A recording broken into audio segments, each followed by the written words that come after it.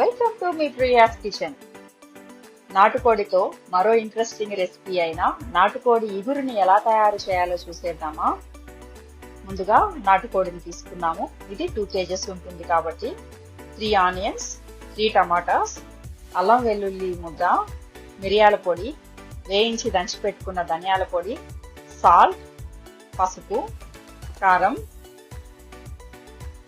ముందుగా నాటుకోడిని క్లీన్ చేసుకున్న తర్వాత ఒక ప్రెషర్ కుక్కర్ని పెట్టి ఒక గరిట ఆయిల్ వేసుకొని నాటుకోడిని వేసి ఫ్రై చేస్తున్నాను.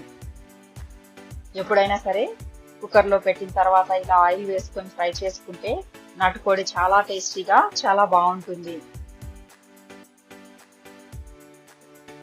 2 kgs నాటుకోడి కాబట్టి నేను కొంచెం క్వాంటిటీస్ ఎక్కువ వేసుకుంటున్నాను. మీరు మీ క్వాంటిటీకి తగినట్టు ఇవి హాఫ్ కట్ చేసుకొని వేసుకుంటే సరిపోతుంది. 1 kgకి అయితే 1 ఆనియన్, 1 టమాటా అయితే సరిపోతుంది. కాస్త సాల్ట్, పసుపు, పెప్పర్ పౌడర్ని వేసి ఫ్రై చేస్తున్నాను. ఇలా దీన్ని 10 నిమిషాలు మీడియం కానీ సిమ్లో కానీ పెట్టుకొని ఫ్రై చేసుకున్నామంటే తర్వాత వాటర్ యాడ్ చేసుకొని 4 విజిల్స్ వరకు బాయిల్ చేసేసుకోవాలి.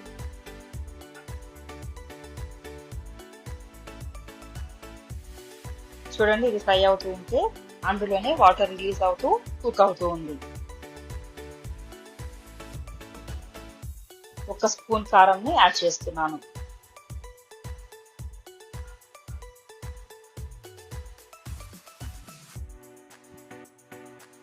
పీసెస్ కంతా సాల్ట్ అండ్ స్పైసెస్ బాగా పడతాయి కాబట్టి ఇలా మనం హాఫ్ యాడ్ చేసుకున్నామంటే టేస్టీగా ఉంటుంది. చికెన్ ముక్కలు మునిగేంత వరకు వాటర్ని యాడ్ చేస్తున్నాను.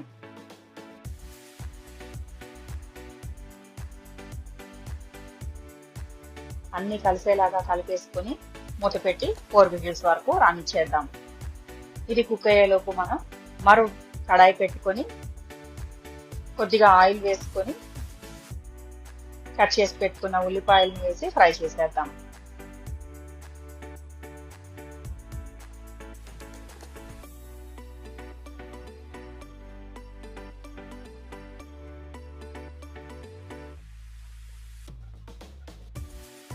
ఉల్లిపాయలు సాఫ్ట్ అయ్యే వరకు ఫ్రై చేసుకోవాలి.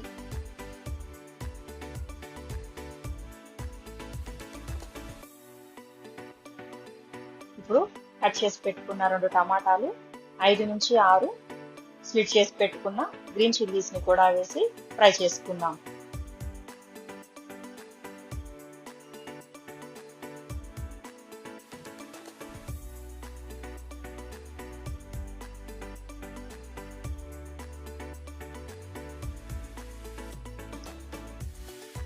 కరివేపాకుని కూడా వేసి ఫ్రై చేద్దాం.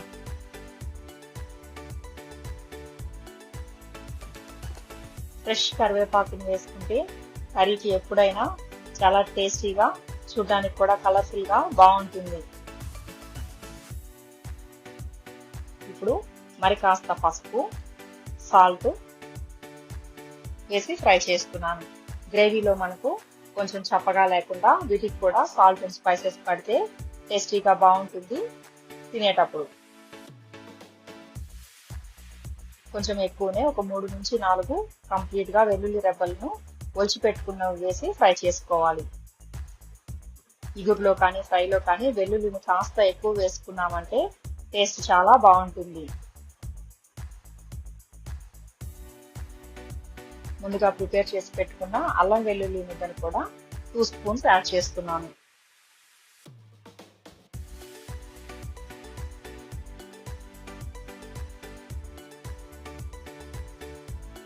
ఈ ఇంగ్రీడియంట్స్ అన్ని కంప్లీట్ గా కుక్ అయ్యి గ్రేవీ లాగా సాఫ్ట్ గా అయ్యే వరకు లో ఫ్లేమ్ లో ఫ్రై చేసుకుంటున్నాం. చూడండి, మనకి ఇది థిక్ గ్రేవీ కన్సిస్టెన్సీ లాగా వచ్చేసింది. ఇప్పుడు ప్రెషర్ కుక్కర్ ని రిలీజ్ చేసి ఇందులో ఉన్న చికెన్ అండ్ వాటర్ తో పాటు యాడ్ చేసేసుకోవాలి. చికెన్ మొత్తం సాఫ్ట్ గా కుక్ అయిపోయింది కాబట్టి డైరెక్ట్ గా యాడ్ చేసేస్తున్నాను.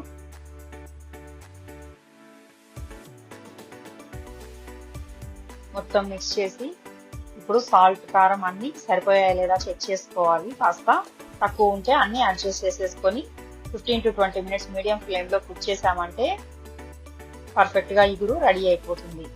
కారం కాస్త తక్కువ ఉంది కాబట్టి కాస్త చిల్లీ పౌడర్ ని యాడ్ చేస్తున్నాను.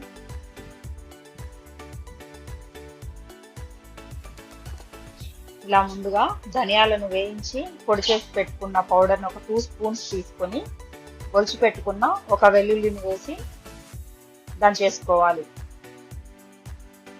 ఎప్పుడైనా సరే నాన్ వెజ్ కర్రీస్ కి ఇలా దంచుకొని చివర్లో యాడ్ చేసామంటే దాని టేస్ట్ చాలా బాగుంటుంది.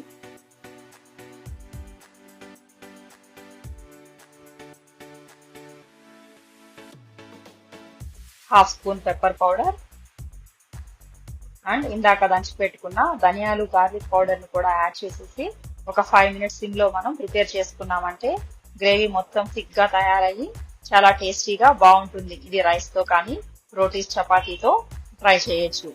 తప్పకుండా ట్రై చేసి ఎలా ఉందో కామెంట్ చేయండి. Thank you for watching me Priya's kitchen. Like, share, don't forget to subscribe.